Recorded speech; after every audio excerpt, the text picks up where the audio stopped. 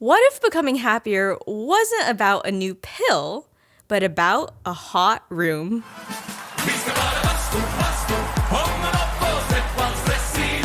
We first met Dr. Ashley Mason when she did a Q&A at Stanford's Healthy to 100 conference. Her shocking research findings brought the audience to complete hush.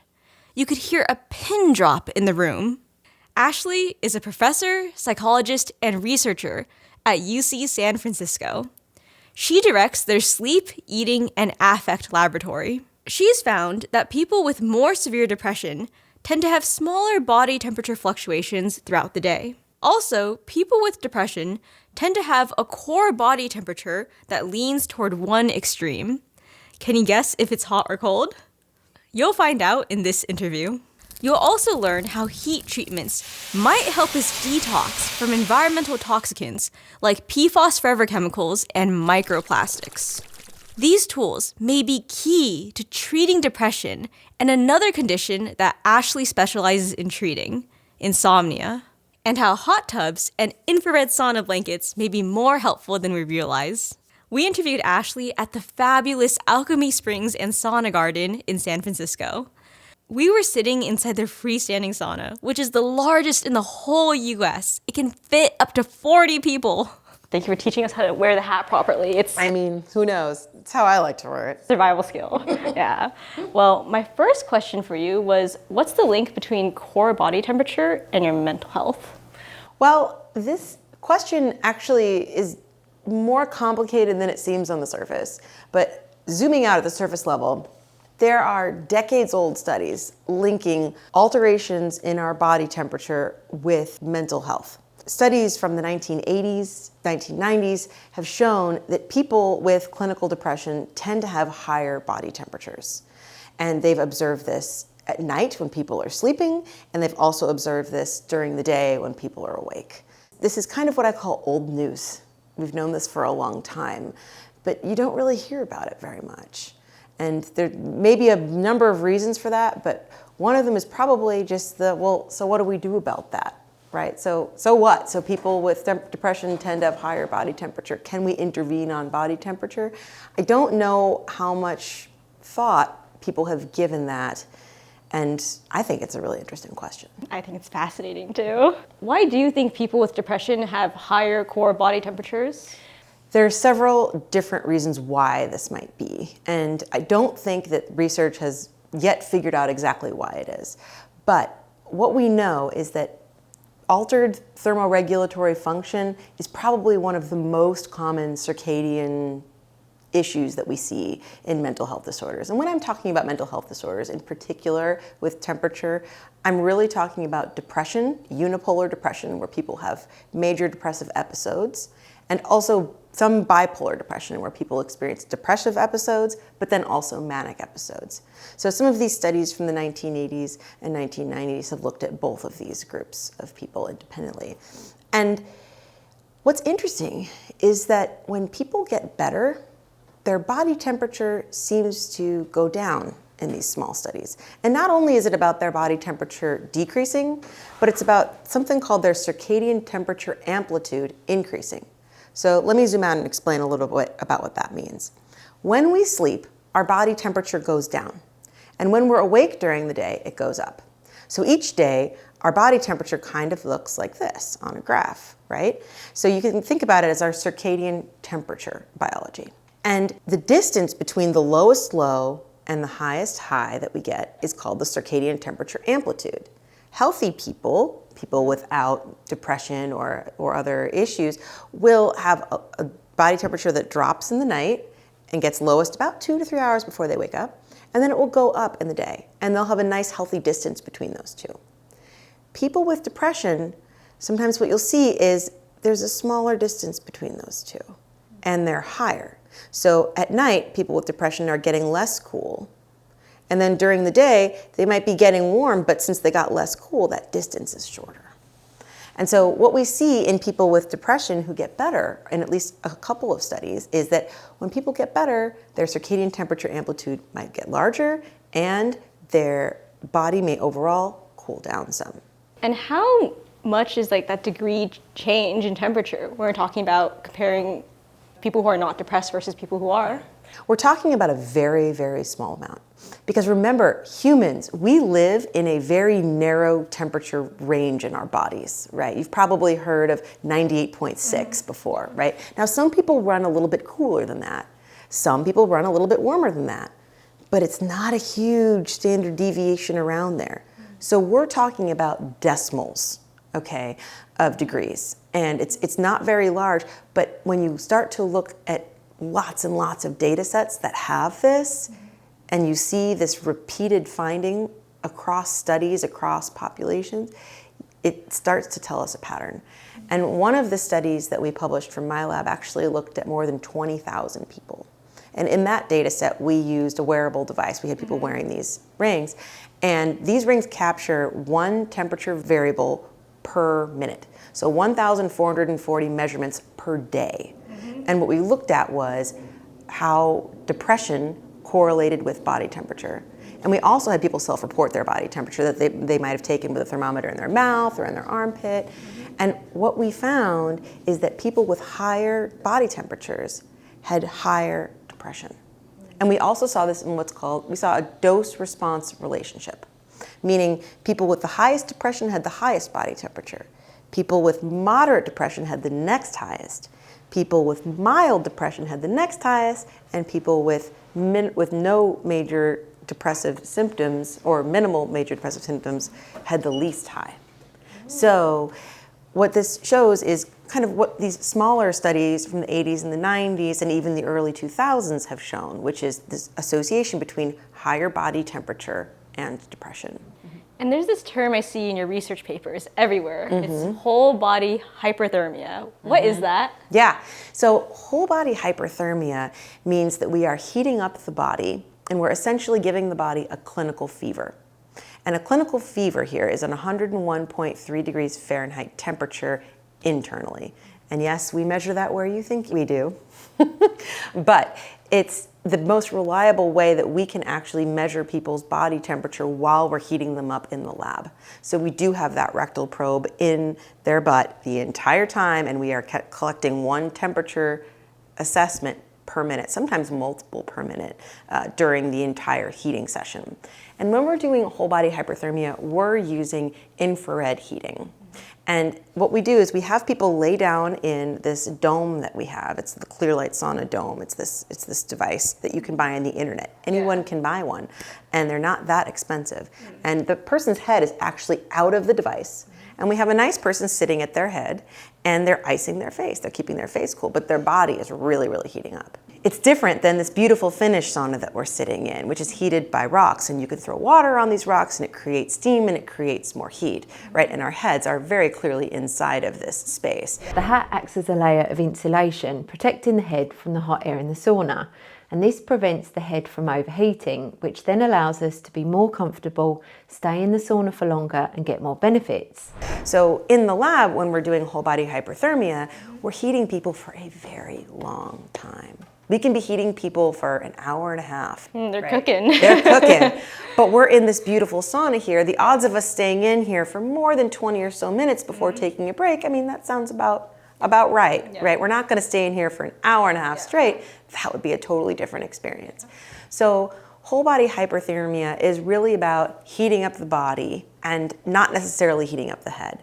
When we talk about traditional sauna, that's typically involving going in a very hot environment like this, where there's rocks, there's steam, taking a break, and then having a cold contrast where you might go into a cold lake or a cold plunge, something like that, and then cycling in and out. That's different than what we're doing in the lab. I see. Yeah, Chris has done that with his family. He has videos of him running to the cold lake, jumping in, and then just running out. It's crazy. It's a lot of fun. And a major difference too is what we're doing in the lab is one person is laying there, right? And we're heating that one person. When you go to a sauna like this, you're probably going with friends, family. It's a social experience. So we're really isolating the heat when we do whole body hyperthermia in the lab, and we're separating that out from the rest of situations that typically accompany heat, like the socialization and, you know, this beautiful. So what are the effects that you see of the sauna on depression? So I have not looked at a sauna like this as a treatment for depression. However, when we look at whole body hyperthermia, what we've been finding in the lab is pretty promising. Now, these are very small studies that we've been doing, and they're mostly what's called feasibility studies, meaning we're trying to figure out, is this a treatment that people are willing to do? Do they like it? Do they want to do it? Then after those questions, we ask, well, do we have a signal that it's starting to work? And my answer to the question is that it's complicated. We have combined whole body hyperthermia sessions, typically giving one every other week to people, with 8 sessions of cognitive behavioral therapy with a therapist that they're getting at a separate time. So it's all occurring over about 10 weeks. And when we give people these 2 treatments over 10 weeks, what we saw in our first study was that 11 of 12 people who finished the treatment actually no longer met criteria for depression afterward. So that's about a 91% remission rate, which we were really excited about. Now, of note, that's 11 of the 12 people who finished. Right. There were actually 16 people in the study, but a few people dropped out. One person stopped before it even started because they decided they didn't have enough time. A few other people quit midway. And what we did notice about people who quit midway was that they were feeling much better by the time that they had stopped. So it introduces some bias there, right? People who stopped the study, they felt better and they left maybe, as opposed to people who might have stopped the study if they weren't doing well and left. But luckily we collected weekly data from people on their depression symptoms. So the final week we have from people who dropped out, they were doing better than when they started with us. So that was promising. But to zoom out a little bit, that's one of my studies. There's another study that looked at just whole body hyperthermia as a treatment for depression. They gave participants one treatment and they followed them for 6 weeks. And they gave some participants a lower dose of the heat that they called a sham, and it only really heated their legs and the bottom of their bodies, and they didn't heat up a whole lot. Then they gave other people the active hyperthermia that really heated up their core temperatures. And what they saw was 2 weeks later, there were pretty substantial reductions in depression even 2 weeks later. And then those reductions lasted out to 6 weeks. But that's as far as the researchers followed them out. So we don't know what happened after that. We don't know how long those effects lasted. And we need to study that more. Absolutely. And I know this data is still very preliminary, but how does the effect of whole body hyperthermia compare to, say, antidepressants for depression? Great question. So these are really complicated data to understand. And what we can look at are some of the larger studies that have really looked at large numbers of people. One of the most famous studies is probably the STAR-D trial. And when you look at trials like this, what they've historically found is that about 30% of people who try a selective serotonin reuptake inhibitor, or an SSRI, this is the most common kind of antidepressant in the US. Primary care doctors prescribe it, psychiatrists prescribe it. And about 30% of people get sufficient relief from that. But that means that 70% of people either need more medication, different medication, or something else altogether. And when it comes to other treatments like psychotherapies, these can be harder to get than necessarily a generic SSRI that's prescribed by your doctor. Sometimes it's hard to get insurance to cover psychotherapy. Lots of psychotherapists don't take insurance. There's a lot of challenges, but we do know that cognitive behavioral therapy for depression can help as many as 40 to 50% of people who take it to get sufficient relief from their depression symptoms. We also know that exercise can be an effective treatment for depression. But the catch is, if you have someone who's really depressed, what we know is that they're more likely to be adherent to taking a pill every day than to running 6 miles every day. When you're depressed, it's really hard to get the motivation to do things like that. So even though it works, it may not be something people are willing to do. And you could develop the best treatment in the world, but if no one will do it, does it matter? So we have to keep that in mind.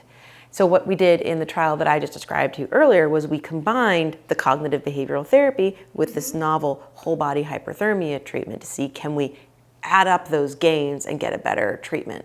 And what our first study showed was yes. And that was, again, though, a small sample. And we have a second study that's currently under review, and I wish I could talk about it with you today, but for the sake of science, I have to wait until it's completed peer review to talk about those results. But I do think that this is a treatment that is worth studying more, because there are a lot of people who struggle with depression. And while antidepressant medications are wonderful for people for whom they work, there are many people who either don't find them effective, who can't take them for certain medical reasons, or who don't want to take them. And so we definitely need to develop other treatment options on the menu. Yeah. And I've heard in one of your presentations before, you mentioned that the most common side effect of antidepressants is Hyperhidrosis, AKA sweating, which is what we would do in here. So it does line up a little bit. There's a pretty notable study that you can link that did study what happens when you give people with depression who are taking antidepressants medications that block their sweating. And it works to block their sweating. But unfortunately, we don't know what that did to their depression. They didn't measure that? It wasn't reported in the study. So that, it makes it a little bit challenging when we think about it. But it is true that exercise, which is an effective treatment for depression, when people will do it, and antidepressants both seem to cause sweating, right? Coincidence? It could be, but there's enough mechanistic underpinnings here to make us think, something might be going on.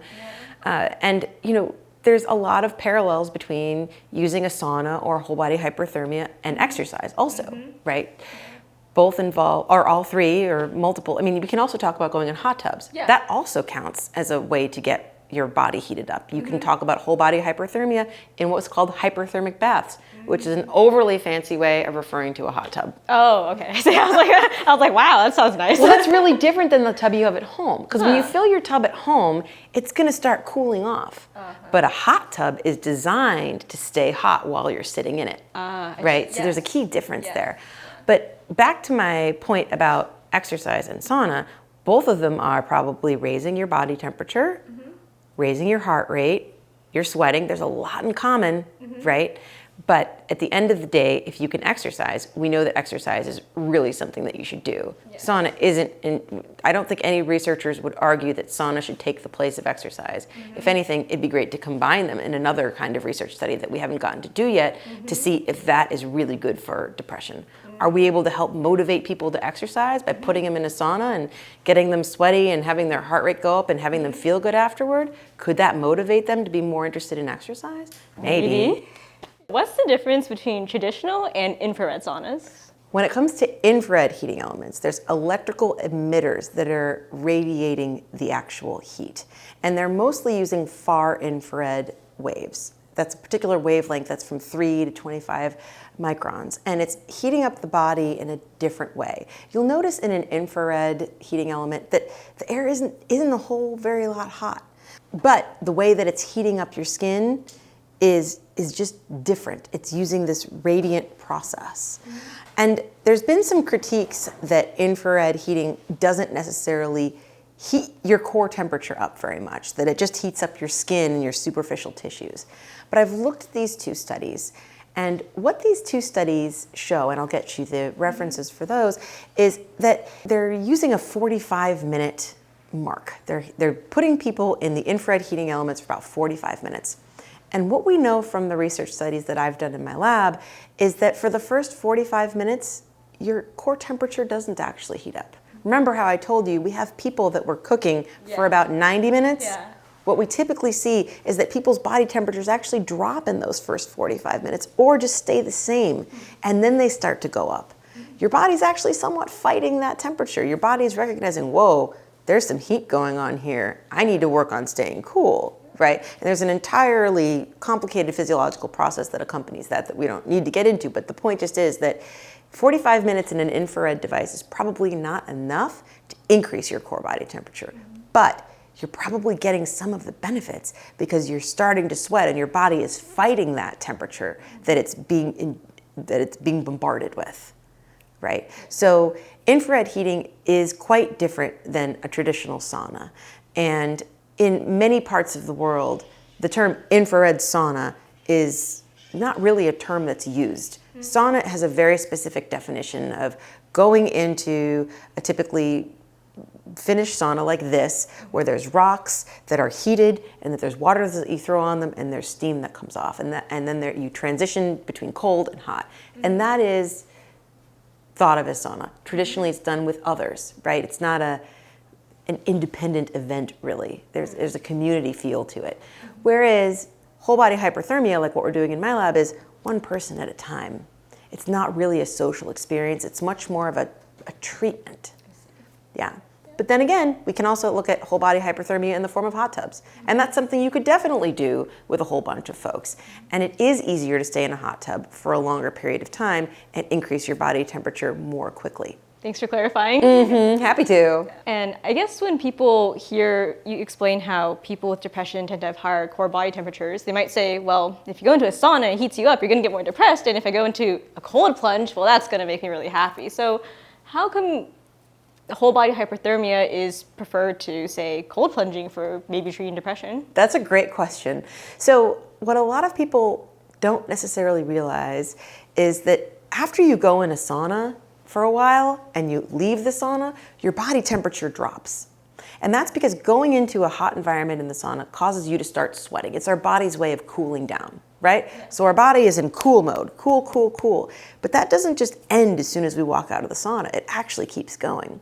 So there was a really great study in 2013 where the researchers brought depressed people into the lab and they gave them a whole body hyperthermia treatment. They measured their core body temperature for the 5 days after the treatment, and they also measured their depression symptoms for the 5 days after the treatment. And what the researchers found was that the drop in depression correlated with the drop in body temperature after the treatment. We don't know how long people's drop in body temperature lasts after a single treatment, but think about it this way. Let's say someone gets that body temperature drop and they're feeling better. And instead of sitting in their house all day feeling depressed, they go outside and go on a walk and they go do some exercise. That may then cause their body to heat up and then have a subsequent drop in temperature. So it's a feed-forward event. If you can trigger the behavior that will start to cause these thermoregulatory workouts, you could have a feed-forward positive effect on reducing depression. So the cold plunge question is a good one too. I don't know how easy it is to convince a person with depression to sit in the cold plunge for an extended period of time. My guess would be that it wouldn't be very effective, but also what we know is that when you put people in a cold plunge, afterward they get out, they start to really warm up. So it's kind of the opposite of what we want to do. What we want to do is we want to turn on the body's cooling mechanisms, not the body's heating mechanisms. And so when you put them in a sauna like this one, they'll start sweating and they'll start cooling down. Much like when people go exercise, they start sweating, they start cooling down afterward. And how can whole body hyperthermia or hyperhidrosis, sweating, help us detox from environmental toxicants like PFAS, forever chemicals, or maybe even microplastics? This is a great question and a very hot topic right now. So there's a lot of folks who are interested in sweat as a way to reduce toxicants that enter our bodies. And what we need to remember is that a major reason we sweat is to cool down. What our kidneys actually do is they work to help clean our blood so that we can excrete things that we don't want in our bodies in our urine, right? Our sweat is a little bit different. It's really focused on cooling us down. And there's a difference between meaningfully excreting something in your sweat versus something being detectable in your sweat. So let's say that researchers are able to detect heavy metals in your sweat. Does that mean you're excreting a meaningful amount of them? We don't know the answer to that question. We just know that they're there, right? So I don't think that we're far enough along in the science yet to know, is sweat a way to meaningfully excrete environmental toxicants? I think we do have some stronger biological theories that we may be more likely to excrete environmental toxicants in our urine and feces. And when we go in a sauna like this, we're sweating, we're drinking a lot of water, we're actually probably putting our kidneys to do more work, right? Because we're drinking a lot. And there's some theories that have really been probably born in some of the naturopathic medicine world that a lot of the toxicants that we're exposed to get stored in our muscle and our fat tissue. And when you heat up our muscle and our fat tissue, maybe then some of those toxicants are then entering our bloodstream, which our kidneys will then clean, and then we will be able to urinate out some of these toxicants. But the long that's the long answer to say we don't really know. And we're doing a study right now in my lab where we are bringing in firefighters, particularly within 10 days or so of being in a major fire event. And we're actually measuring their blood, sweat, and urine before and after a whole body hyperthermia session to see, can we detect if toxicants are being excreted. And we're measuring things in a particular schedule so that we can try and see if there's a meaningful excretion due to the actual heat treatment. But it's difficult work to do, and very little work has been done on this so far. When will that study conclude, do you think? So I'm hoping that we'll have that study done within the next year, but it is a small pilot study. So we're hoping to get funding to do a larger study. Stay tuned, because there's a lot of interest, particularly for people with occupations where they're exposed to a lot of environmental toxicants. And we need them in society, so. And we need them. You know, I always remind folks that firefighters every day is your worst day, right? When you call the firefighters, it's not a good day for you. And they're doing that every day. Firefighters have a lot of health risks that are way larger than ours. I believe that the rate of firefighters getting cancer is somewhere in the neighborhood of 65%, which is much larger than I believe the rest of ours is, somewhere around 40%. They're more likely to have cardiometabolic disease. They're more likely to have metabolic problems. They have sleep disruptions. So there's actually a number of reasons why sauna would be potentially quite helpful to them, and it's something that I do want to study, because there are a whole lot of studies that have shown that sauna can be beneficial for those conditions, including, also I should note, hypertension. How can heat and infrared therapy help us treat other conditions besides depression, like insomnia? Yeah, so there's a lot of data from many cultures looking at the role of heat therapies in health. And the most famous longitudinal study that people always talk about is from Finland. And this particular study, which I'm sure you'll show, followed mostly men and then some women for decades. And they asked these adults how often they were using the sauna, how many minutes they used it for, what temperature they used it at. And then they followed them over many years. And the original intention of this study was to study cerebrovascular and cardiovascular events. People in Finland, for example, have much higher rates of stroke than people in the US. And so back in the 80s, there were researchers very interested in studying stroke in this high stroke population. I believe it was somewhere in the neighborhood of, in 2016, 31 to 32% leg count risk of a cerebrovascular event in Eastern Finland. So they started studying these folks over time. And at the time, 2,600 people or so in a study, that was a pretty big study back then, before the age of big data, of course. And what those data have shown is over time that using the sauna 4 to 7 times a week is better, and I'll explain what better means, than 2 to 3 times a week, which is better than 0 to 1 time a week. You might be wondering why no one studied 0 times, because no one in Finland can be reliably doing 0. Right. Saunas everywhere there. But they started reporting on these health outcomes, and if you look in the literature, you will see there are more than a dozen papers showing that the highest level of sauna use is associated with lower risk of things like stroke, coronary heart disease, cardiovascular events, dementia, Alzheimer's. There's more. The one finding that there was not a statistically significant reduced risk of was, I believe, cancer.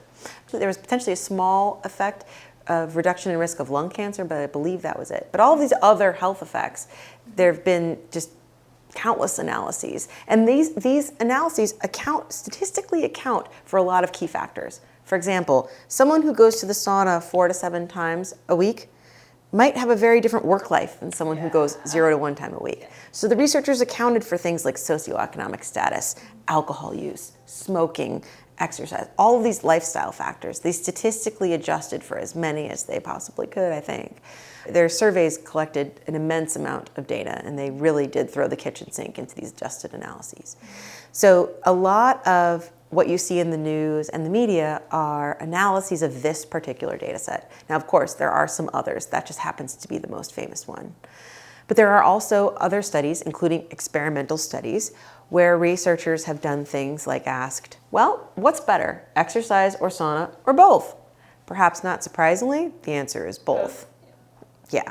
But when it comes to should I exercise or should I sauna for myriad health outcomes, the answer is clear, you should exercise. Right? But if you can do both, if you have the great good fortune to do both a heat treatment and exercise, please by all means do both. And when people often ask me, well, what's the best? What should I do? Should I do the hot tub? Should I do the sauna?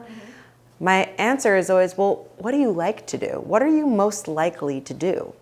Because if you don't like going in the sauna, you shouldn't get a sauna in your house because you're not going to go in it. But if you love going in a hot tub, you should get that because you're more likely to do it, right? Yeah. It's kind of like find the exercise you love and do it consistently. That's the same thing I say with heat treatments. Find the kind you like and do it consistently. And did you, forgive me if I did, but did you cover how it could help with insomnia? Okay. So when it comes to insomnia, remember how I was talking about how our temperature is lowest at night and it's warmest during the day? Now, when it comes to insomnia, there's a few different types of insomnia we need to think about. There's the kind of insomnia where people can't fall asleep at the beginning of the night. Then there's the kind where people wake up in the middle of the night and they can't get back to sleep. Then there's the kind where people wake up really early in the morning and they can't get back to sleep. What if I'm all three? Oh, no. The trifecta, always tough. But what I can tell you about heat is that it really probably is relevant for the first kind of insomnia, the people who have trouble falling asleep at the start of the night. For some of those people, their body temperature may not be starting to drop like we need it to. In order to fall asleep, we need your body temperature to start dropping. And one of the things you notice when your body temperature starts to drop is that your hands and your feet get warm. Ever tried to fall asleep when your hands or your feet are cold? It doesn't really work, right? But when your hands and your feet are warmer, we're able to essentially dump heat from our core, help us reduce our heat so that we can cool down because there's so much vasculature in our hands and our feet. It's a great way to get rid of heat. And so when you take a warm shower at night or a warm bath at night or even a quick, not too hot sauna in the evening, you can actually start to accelerate the process by which your core body temperature is decreasing, and that can help you fall asleep at the start of the night. We just finished enrolling participants for a study that we're doing where we're giving people a infrared heating blanket that they use before bedtime in combination with cognitive behavioral therapy for insomnia. So that's behavioral recommendations to improve your sleep. We're pairing the two in a mind and body treatment. And we're just finishing up a study right now where we gave both of those treatments to participants. This fall, we're going to start another study that's very similar, where we're going to give everybody the behavioral treatments, and we're going to give half of the people randomly also the infrared heating blanket. And we're going to see, does the infrared heating blanket get better outcomes than just the behavioral treatment alone? Stay tuned. And do you just like wrap yourself up in the blanket and get all toasty or what? Yeah, so I mean, these infrared heating blankets are marketed, they look like sleeping bags. So we're using one that's made by a company called Higher Dose. It's on the internet. You just kind of like lay down in it and up to your neck. And then there's a little dial, you turn it up to a particular setting. We have you do it for a set amount of minutes, and that's it. It sounds so nice. In an hour or about an hour or two before bed. Yeah, so far our participants have told us that it's been very pleasant, that they've liked it. And this was a feasibility study, so we cannot draw really strong conclusions from it, but we wanted to see if people were willing to do it. Right. And so far what our research is showing is that yes, people are willing to do it. And now we want to really see, okay, can we set up a research design where we test if adding it really gives a big benefit to doing just the behavioral treatments. We're testing our randomization design. If that works in this next study, then we'll try and do a much bigger study that's called an efficacy study that will be powered to see if it really works as a treatment for insomnia. Oh, I love that. I would love to see it be successful because it sounds so nice. Yes, it sure does. So I'll jump in here for a moment. What about the middle of the night? I can go to sleep right away. When I'm ready, I just can go right to sleep. But I wake up in the middle of the night. So when it comes to the second type of insomnia that I was talking about, the kind where you wake up in the middle of the night, there's a lot of different causes for that. So many. One of the causes that I have seen in my clinic is that people sometimes use down bedding. They use really warm bedding. And when you're using warm bedding at night that does not breathe, for example, cotton blankets, which is what I have all of my patients use. Remember how I said your temperature is supposed to be coolest at night? When you're trapping a lot of heat using a down comforter, remember your ski jacket is also probably made of down, right? It's really made to trap heat. You could be giving your body the message, oh, it's warm, I'm warm, it's time to wake up.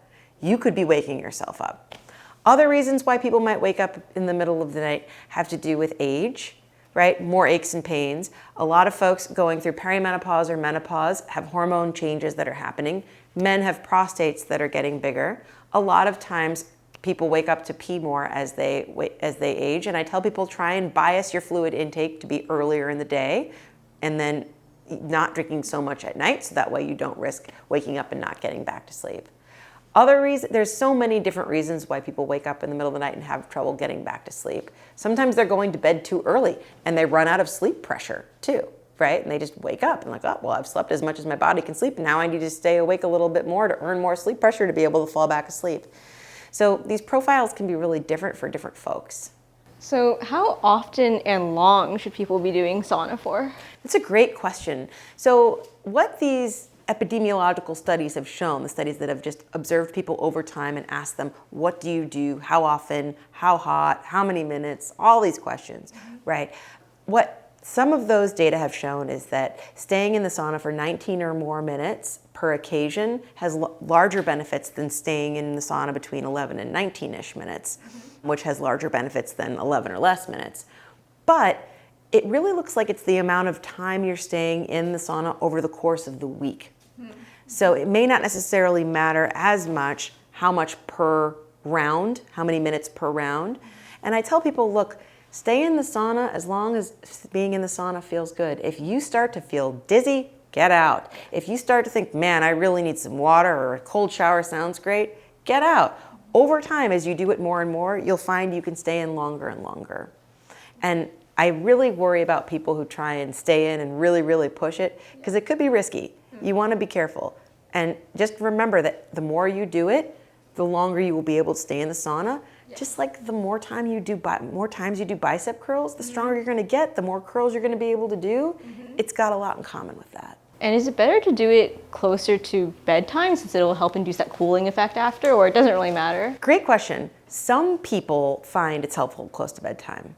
Other people find it keeps them awake because it takes them longer to cool down. Their heart rate has just gone up. And when we're going to sleep, we don't exactly want our heart pounding, right? So as you have more experience with heat stress, you may be able to do it later in the day.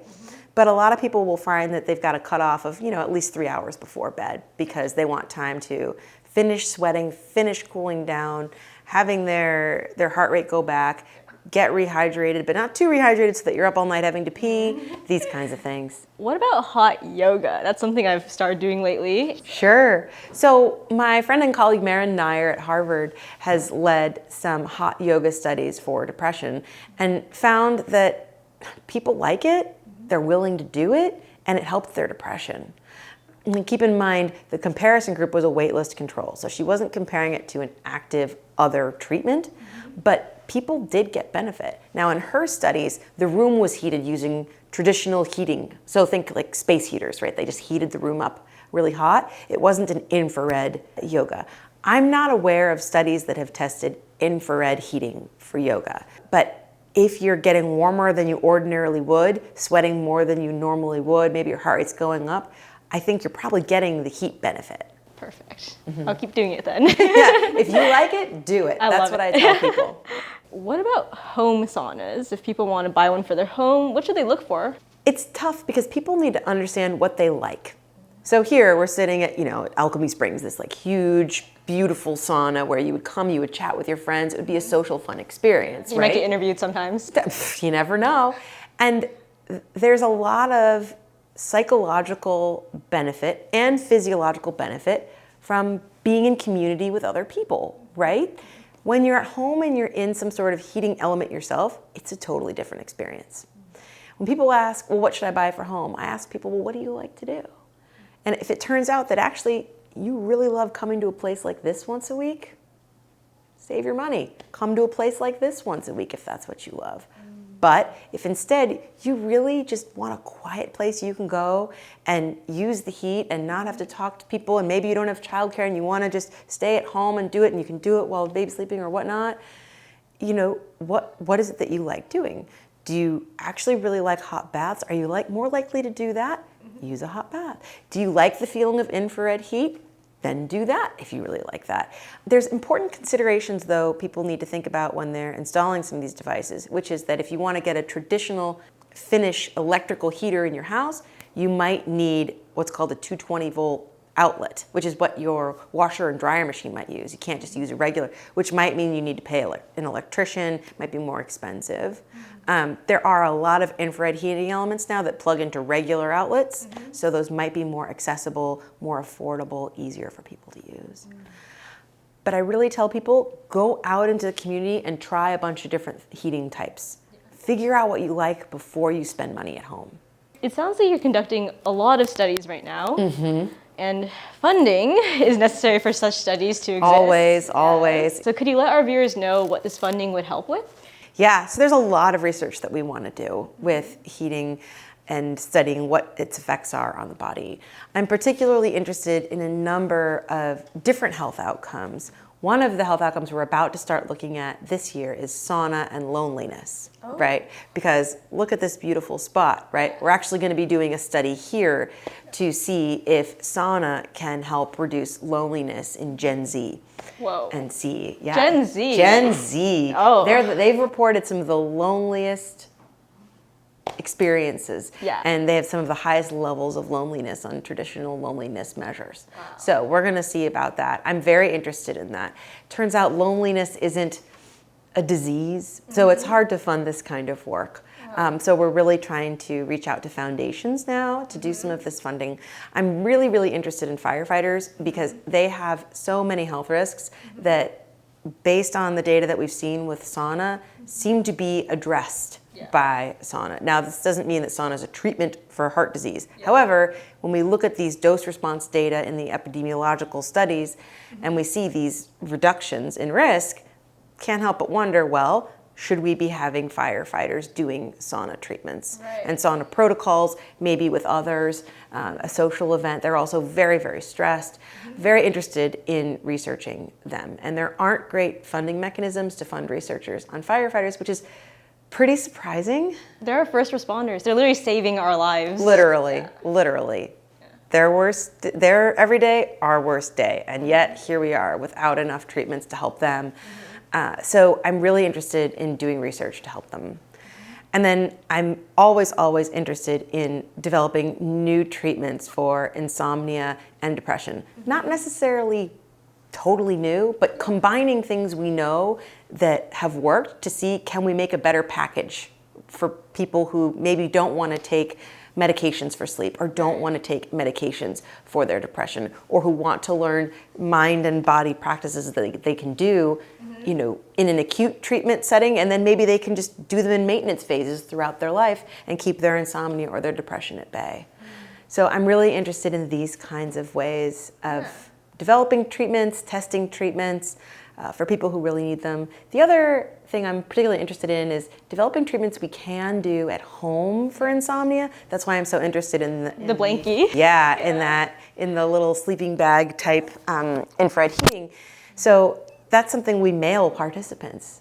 People can be in that study and receive all of the treatment from the comfort of their home. Maybe they're working 2 jobs. Maybe they don't have childcare. Maybe they're really busy. They don't have time to get to an academic medical center to get a fancy treatment, right? This is a much more cost-effective way of treating. And so if we can develop more of these mind and body treatments that are cost-effective, I think it'd be really exciting.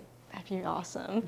Like, if one of our viewers is interested in maybe donating, do they just go to your lab website? Yeah, we have a website where you can learn more about how to donate to our work, and that would be terrific. Okay, perfect. The link will be in the video description. Awesome, great. Actually, Chris and Tony might have some more questions for you. Sure. So I do endurance sports like triathlon. The bad thing about them is the run is at the end in the afternoon. It's hot.